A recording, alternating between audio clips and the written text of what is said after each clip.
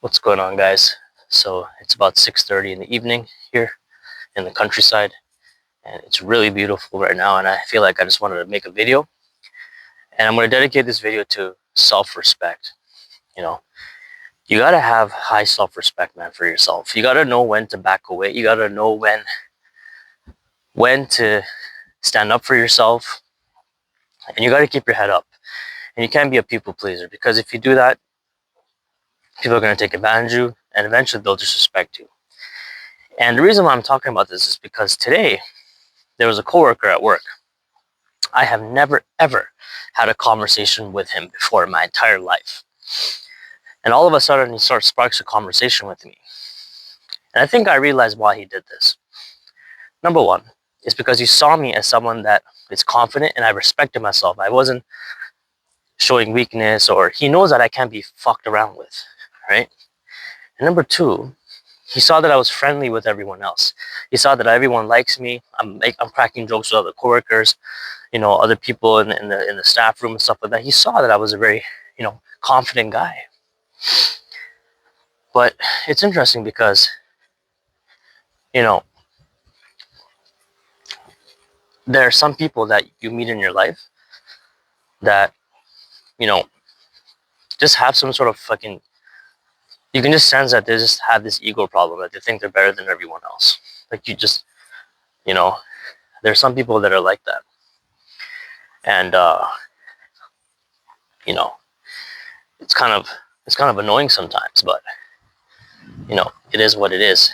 But you just got to keep doing your own thing, man. So when you go to work, you just focus on your job, but also have confidence, man. Don't keep your head down. Don't be unsure of yourself. You know, try to be independent, confident when you speak. Don't keep your arms crossed when you're speaking to someone. Always maintain eye contact. All of these things are signs of self-respect, that you respect yourself, that you're confident. And when you do all of these things, I've noticed that your coworkers, and even not even just your coworkers, the people, your friends and your family, they start respecting you more because they see that there's an inner strength about you that you can't be fucked around with, that you can't be manipulated, that you can't be, you know, controlled to their liking. It's by the way that you walk. It's by you keeping your head up when you're walking. It's how slow you're speaking. You're pausing after every sentence. All of these little things add up. And I've noticed that over time, people will start to respect you, not because of your weakness, not because that you're so kind and friendly and bubbly. No, it's because you have strength. It's because you're strong. You're not showing signs of weakness about you. You know, that's the most important thing. And when you don't show these weaknesses, head down, stuttering when you're speaking too fast, always being a people pleaser, when you stop doing these things, people will start to notice. And the dynamic of the way you socialize with people will start to change. That's what I've noticed too. And in order to build this confidence, you gotta have belief in yourself, man. You gotta stick to your discipline and your positive habits, like exercising on a daily basis, working on your skill or craft, doing things that make you happy, obviously, like your hobbies and etc. These things can boost your confidence. And by constantly having the desire to learn, to get better, to be able to get better at talking with people and finding ways to get better with talking to people, like watching this YouTube video, for example, or watching how-to videos from experts, this can make a big difference in how people respect you. And I believe that, it doesn't matter how much of a person you think, oh, fuck everyone, I don't give a shit what anyone thinks. The fact that you even think that means that you care a lot about what people think. And all of us do care about what people think at a certain point in our lives, and we do, you know, because chances are we're gonna have to interact with people at a certain point in our life, and we're gonna have to be working alongside with our people. So our reputation matters, how we treat others matters, but don't ever give up yourself. Don't try to be like somebody else. Just be your confident self, be your true honest self, be your true authentic self.